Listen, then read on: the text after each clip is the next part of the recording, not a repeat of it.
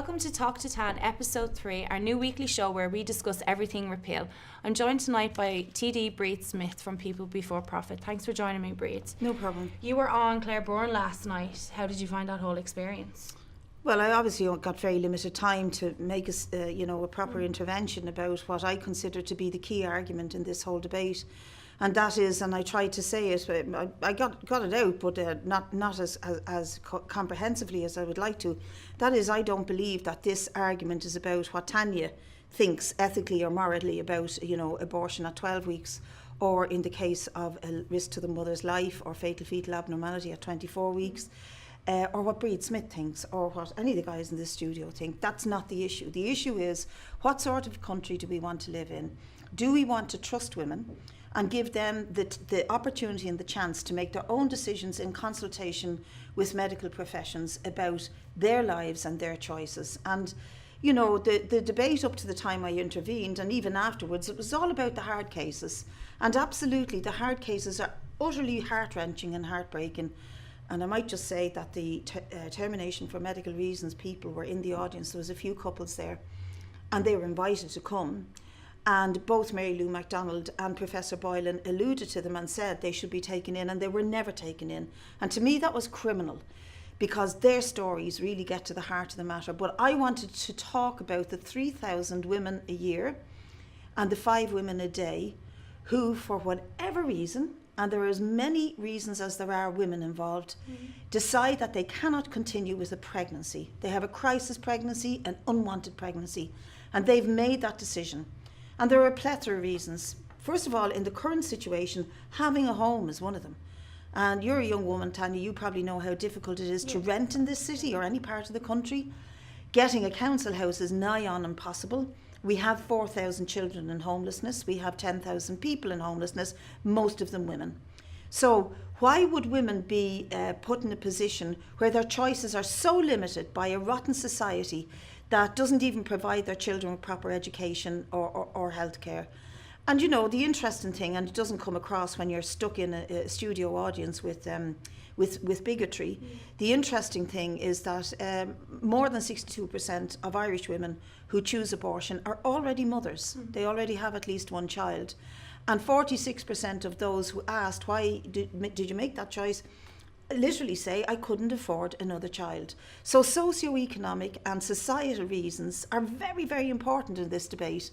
And they're very, very important to a cohort of people, the vast majority of people actually, who aren't wealthy, who can't just pick up the phone and book a flight and book themselves into a clinic and not even think about the price, get childminding for the kids, arrange nannies, whatever it takes. Poor people can't do that, and that's not coming out in this debate, and that's what I want to bring out. Do you think that in particular Love Both really care about that? Because Mary Butler, TD from Fianna Fáil last night, suggested that we do more to help aid homeless mothers give their children up for adoption.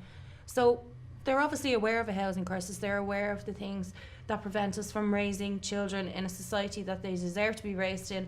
Do you think that it's just a stigma against poverty and poor people and single mothers in general, that they just wish that they didn't have access to abortions? Well, I must say Mary Butler's remarks were extraordinarily interesting, because she's a member of Fianna Fáil. Do you think she should be challenged on that? No, absolutely. She's a Fianna Fáil TD, and of course she's aware of the housing crisis and the poverty, because they were the ones who led us into the housing crisis, who led us into the bank bailout, who've championed austerity, and are now trying to be, because they're in opposition, trying to be the heroes of the people. They are so two-faced, and they are still in the Galway tent. Although the tent doesn't exist, they are still embedded and wedded to the class who are developers, vulture funds, etc.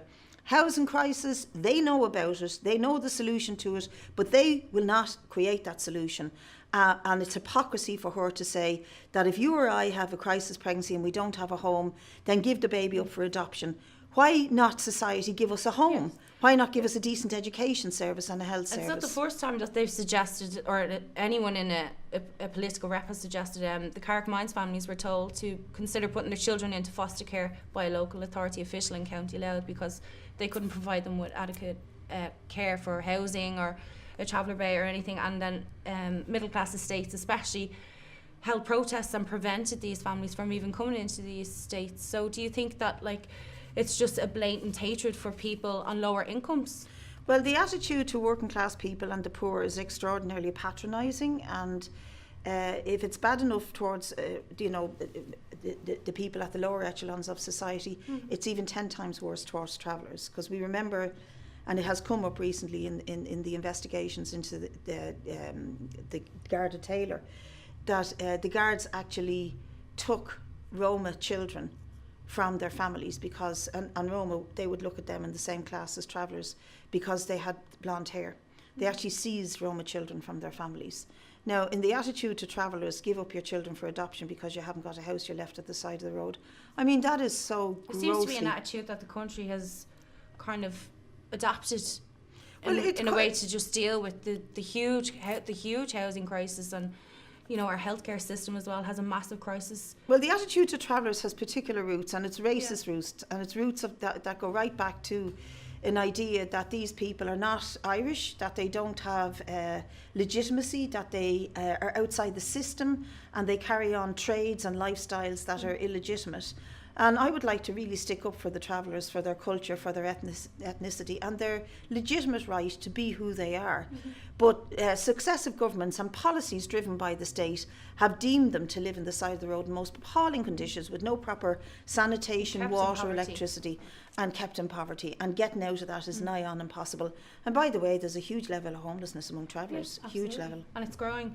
I suppose what I noticed, there's a few things I picked up last night in the debate myself, was how both like to say that we need to have a respectful debate around people with disabilities, and in particular people with Down syndrome. Today, people with disabilities Together for Yes released a statement on Facebook saying that over 100,000 women, girls and trans men of childbearing age living in Ireland have a disability, and they account for 68% of maternal deaths. Do you think it's a safe place to have a child in Ireland if you suffer from any sort of disability or mental health issue? No, I don't. I mean, the amount of hypocrisy that attaches to consecutive governments around the question of disability and mental health is staggering. We only recently ratified the UN Convention on the Rights of People with Disabilities, and we were dragged screaming and kicking, as was Finian McGrath and the department, screaming and kicking into the position of ratifying the UN Convention, which all other countries had ratified long ago. But they put in a clause that you cannot sue the state if your rights aren't met. So what good are your rights if you can't have mobility around the streets, in your home, in your workplace? If even mobility issues are not dealt with, you can't sue or take your case to a court, this completely negates the whole point. That's number one. And secondly, mental health is huge in this country for obvious reasons. Mental health is very much attached to the type of life you live, to the position you have in life, to the respect you're shown, to the opportunities you're given, whether it be in education or in work or in your community. And when you go into areas where I live, like Ballyfermot, Clondalkin, you will see extreme problems with mental health, particularly among young women, and a lot of young mothers who have their babies and then go on the lone parent allowance, who are consistently under attack by, every bloody minister going back from Joan Burton attacks them, tries to take more and more money off them, reduces the amount they're allowed to earn, does not provide proper allowances for childcare. Lone parents who are poor in working class areas are treated like the dirt on their shoe. And that continues today. So I think absolute hypocrisy in terms of lone parents, disability, mental health. They don't give a damn about life once it's born. Yes. They only care about unborn life.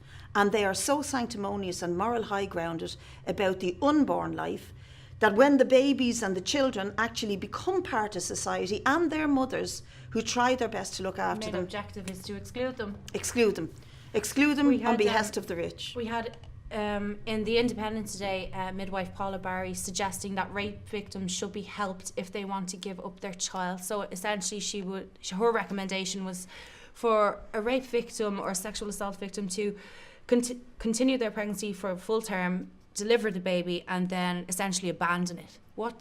Do you think that's a solution for women who have been victims of rape? Those kind of statements are like something out of the dark ages. Yeah. I mean, it really does hark back to Magdalene Laundrie tune baby kind of attitudes. And somebody said it to me today. They said, look, every time you look at what goes on in this country when it comes to an argument about the basic moral values of the Catholic Church, Adoption it's is like the there's like a string through Yeah. a section of the population in their DNA that they can't quite get over themselves when it comes to Catholicism.